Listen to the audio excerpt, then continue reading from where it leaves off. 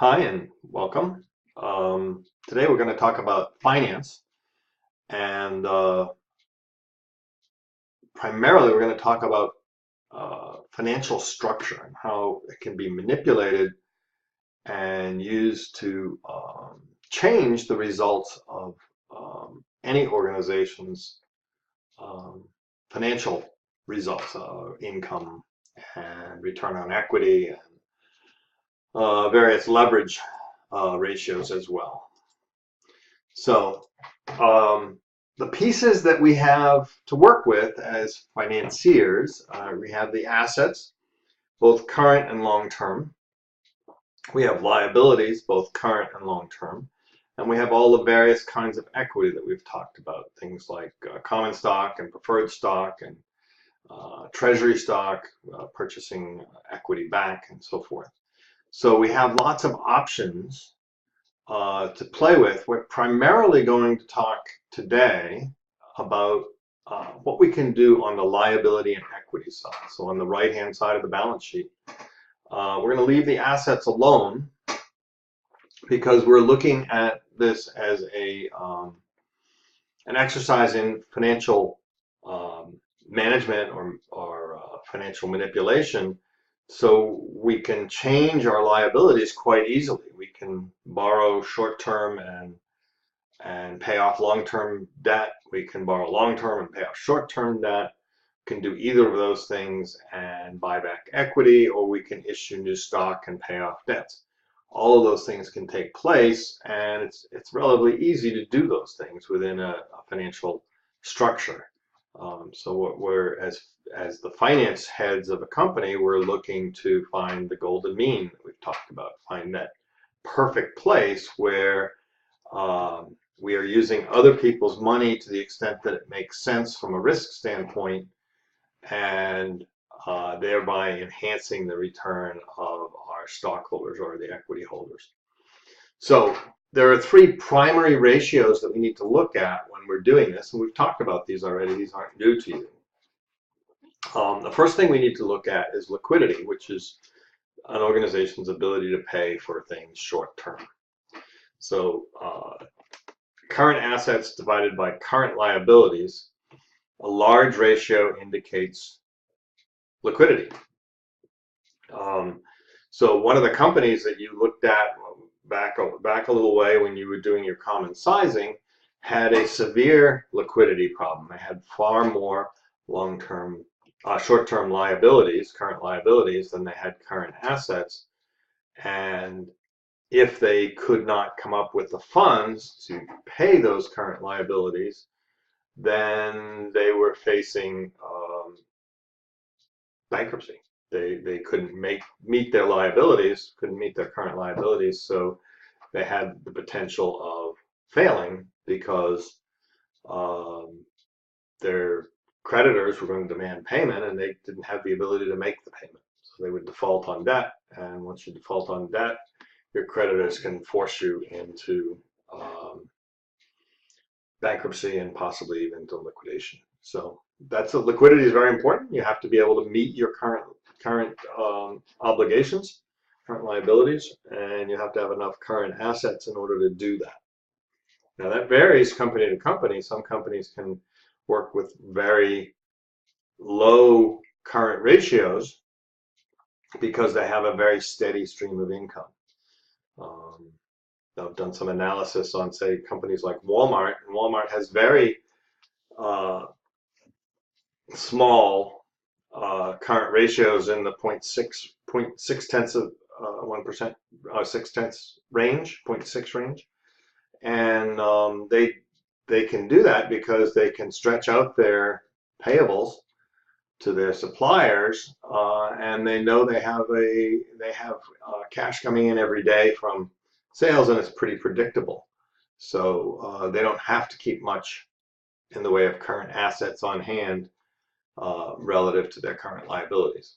Other organizations are not in the same situation. They don't have that predictable revenue stream. Second piece we need to look at is the long-term or solvency ratios, which is your debt to equity ratio. The bigger the ratio here, the more the risk. So the more debt relative to equity, the more risk is involved. And this has to do with long-term survivability, because eventually long-term debt becomes current debt. So eventually it has to be paid back, and there has to be the ability to do so, to pay it back. Long-term debt can be paid back by rolling over or borrowing again, or it can be paid back by generating additional equity to pay it back. Those are your options. So as long as you can roll debt over, you can keep long-term debt forever, basically. But if creditors at some point say, well, we're not going to lend you more money to pay back the money that you already owe, then you have the potential of not being able to survive, or suffering from a credit crunch. So that's the second ratio. So we've talked about the current ratio, we've talked about the debt to equity ratio, and then the third ratio we're going to look at is the return on equity. So this tells you how efficiently the company is using stockholders' capital. So what kind of a return are they earning on the amount that stockholders have invested? The higher the percentage that you get from this ratio, the better the return. So if I have a 20% return on equity, that's better than a 10% return on equity.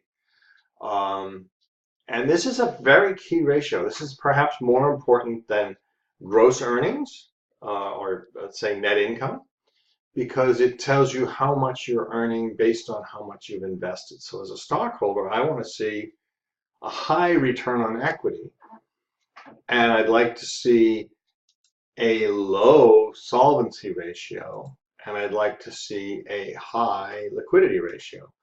That would be perfect, because these ratios, if this is high and this is low, that says low risk, and obviously if this is high, that means good return. It's not as easy as that. It's very hard to have all three of those in very strong positions, because they're interrelated. So other things you should know is generally long-term debt is more expensive than short-term debt. When I borrow long-term, the people who are lending me money are taking a higher risk because they're looking further out. So the chances of not getting paid back are greater, because they can't look 5 years down the road, 10 years down the road with as much confidence as they can look 6 months down the road. So generally speaking, just got a warning from my antivirus control, but I'm going to ignore it. Generally speaking,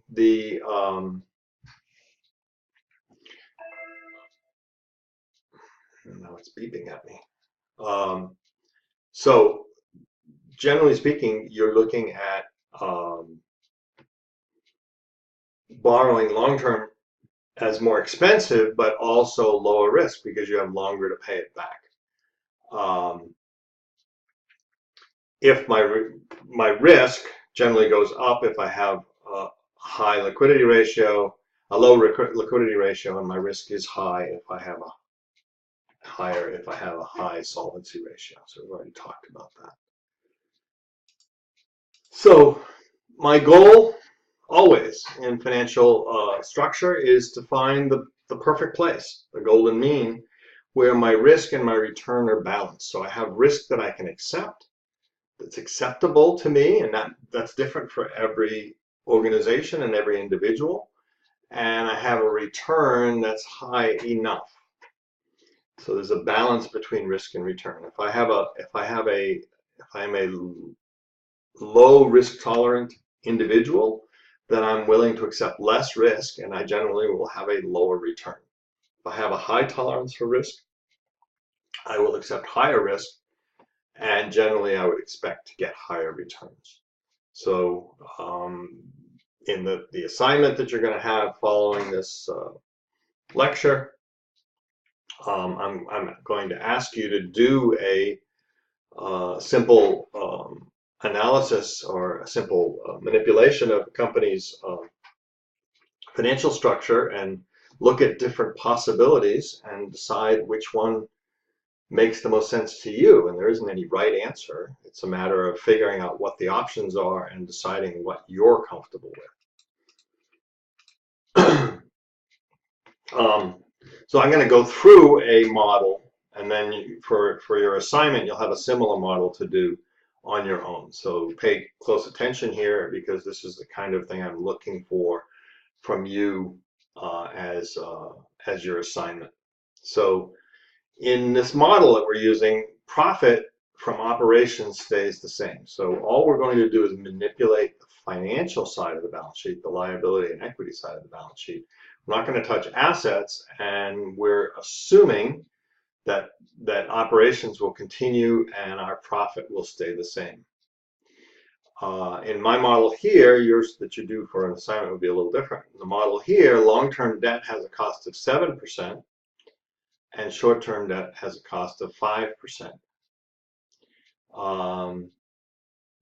And in order to do your ratios, we're going to assume that average equity is equal to ending equity, because we're only looking at 1 year, so we don't have the beginning equity plus ending equity divided by 2. Can't average. So we're assuming average is equal to ending equity, just to make your ratios work. So this is what this company has as it's currently structured. It has current assets at $50,000 and long-term assets of $150,000, so it has $200,000 of assets. It has current liabilities of $70,000, long-term liabilities of $60,000, so total liabilities $130,000, has $70,000 in equity, so $200,000 of total liabilities and equity. So assets equals liabilities and equity. That's a good thing. And I've computed the current ratio. So current assets divided by current liabilities is 0.71, so less than 1. So fairly poor ratio, if you will, from a risk standpoint. And debt to equity is 130 divided by 70. And that's 1.86, which is a fairly good ratio. Many industrial companies would have ratios of between 2 and 3 to 1. Financial companies have ratios up in the 14 or 15 to 1 range. And then some more volatile companies will have debt to equity ratios down in the 1 range. So they vary, or even below 1. And then I've computed also for this, at this base scenario, we have a return on equity of 10.43%. So we have profit of $7,300, and we have equity of $7,000, so $70,000. So just over 10% return on equity. So now we're going to do something. We're going to play with these numbers, which is definitely possible to do for any head of finance. So in this case, the head of finance says, we'd like to improve our current ratio. We're going to borrow more long-term, and we're going to pay off some of our short-term debt. So we're not going to change our total liabilities at all, and we're not going to change our equity at all. All we're going to do is shuffle the liabilities. So we're going to borrow additional long-term money, $40,000 in this case, and we're going to pay off short-term debt with that $40,000 of additional borrowing. So what does that do to my current ratio? It improves it dramatically. Our current ratio went from 0.71, which was a little bit weak, to 1.67, which is a pretty strong current ratio. So doesn't change debt to equity ratio at all, because we didn't change total debt, but it does reduce my return on equity. So my stockholders were making 10.4%. Now they're only making 9.3%. So they've lost 1% of their return because of what I've done to the financial structure of the company. Didn't change the operations, didn't buy or sell any assets, still doing what we were doing. So my profit stays at $15,000, but my interest costs, my short-term interest costs go down, but because long-term debt is more expensive than short-term debt, my overall interest costs go up, and my profit falls from 7,300 to 6,500, which is almost an 11% drop. So I've made myself more liquid, but by making myself more liquid, I have reduced my return on equity. Something to think about. I'm less risk, less reward. Okay, I'm going to go the other way here. I'm going to say, no, I don't want to do that. Short-term debt is cheaper. I want more short-term debt and less long-term debt. Once again, I'm not changing my total liabilities, but I'm borrowing more short-term and paying off long-term, thereby changing my ratios once again. So my current ratio now goes to a very low 0.42, very high risk. But my income goes up from 7,300 to 8,300 because my interest costs are lower. I'm spending less interest, so I'm increasing my profit almost 14% by doing this. So I'm still borrowing the same amount of money, but I'm borrowing more short and I'm borrowing less long. And my return on equity goes from 10.4% to 11.86%. So here I've increased my risk, but I've also increased my return. And return on equity is really the good measure here. It's the amount of money that's invested provides a good measure of what I'm earning, because that's what stockholders are looking at. They're not looking at the profit number per se. They're looking at the profit number based on what they've got invested. And here they're going to get a bigger return. So taking more risk, but also getting a higher return. Another scenario, I'm going to increase long-term debt. I'm going to borrow long-term, but I'm going to pay off or buy back some of my stock. So I'm going to reduce equity. So I'm going to substitute long-term debt for equity. So I know in your common sizing, one of the companies that you looked at did that. They borrowed long-term and bought back their own stock. So let's look at what this does. So we've increased our long-term borrowing from 60,000 to 100,000. So we borrowed an additional 40,000, and we bought back stock with that 40,000. So our liabilities go to 170. Our equity goes down to 30, and we still have total liabilities and equity of 200, but our mix is different. So our current ratio in this scenario doesn't change at all. It stays at 0.71. Our debt to equity ratio, though, changes pretty dramatically. We go from 1.8 to 5.6. So our debt to equity ratio is up in the risk area now. It's well over 3. So if we're an industrial company, we've now increased our risk, solvency risk, dramatically. Our liquidity risk stayed the same, but our solvency risk has increased dramatically. But look at what happens to return on equity. It goes up 50% almost. It goes from 10.4% to 15%. Why? Not because profit went up, but because equity went down. So profit stays the same over on the right-hand side here. Profit stays the same at 15,000. Short-term interest stays the same. Long-term interest goes up dramatically.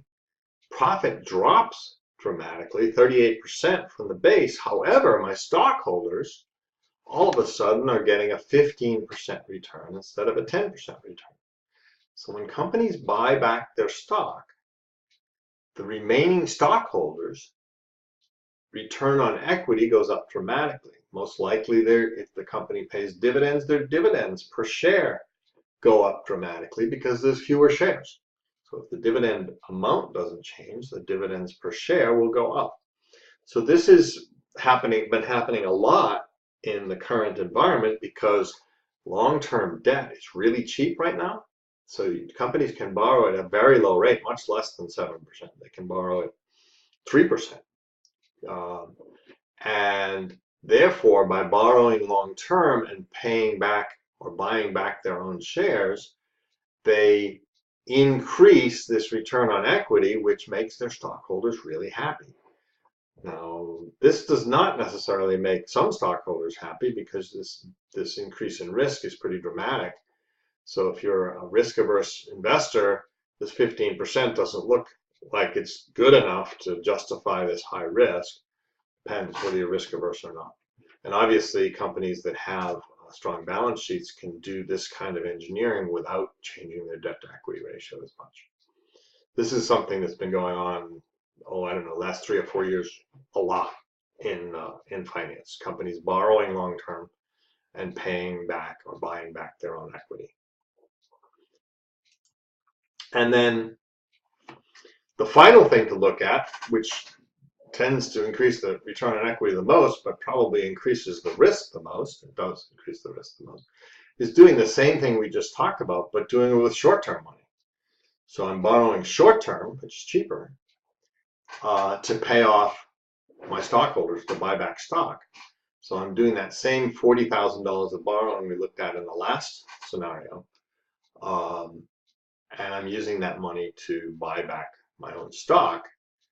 My current ratio drops, my debt to equity ratio skyrockets, but look at my return on equity. It's now 17.6 as opposed to 10.4, a 70% increase in return on equity. So I just, as a stockholder, my return just went up 70%. Now my profit dropped 27.4%, but as a stockholder, my share of that profit accelerated dramatically. So that's a little bit of simple financial engineering. It's good to understand because although the complexity is greater in large companies, the principles are the same. All we're doing is shuffling our liabilities and equity to different ratios to change our outcomes. And perhaps this is why finance people get paid so much, because they can have such a dramatic impact on the bottom line for stockholders. And being able to do this and find that golden mean, that risk-reward golden mean, is a very powerful tool. Remember, in all of these scenarios, the operations people didn't do anything to change. The operations are exactly the same. We shuffled the return on equity and the net profit all over the lot. But the operations, whatever this company does, didn't change at all. So they just made just as many cars or built just as many widgets and sold just as many widgets at the same profit margins. All that stuff stayed the same, but the results to the stockholders and the level of risk taken by the company changed dramatically, even though operations didn't change at all. So that's kind of the lesson, is that there's a tremendous amount of power here, power for both good and bad, I guess, and tremendous ability to change outcomes. So understand this. The assignment that you have gives you a scenario and asks you to do what I just did, which is look at various scenarios after taking the base scenario by either increasing short-term debt, long-term debt, or equity. One thing I didn't show you here that you might look at is you can sell more equity. You can increase your equity and pay off your debt. That's another possibility. That obviously reduces risk. I didn't show that as one of the scenarios here, but it's certainly one of the scenarios you can look at. So that assignment is due at the end of the week. And good luck with that. Thanks.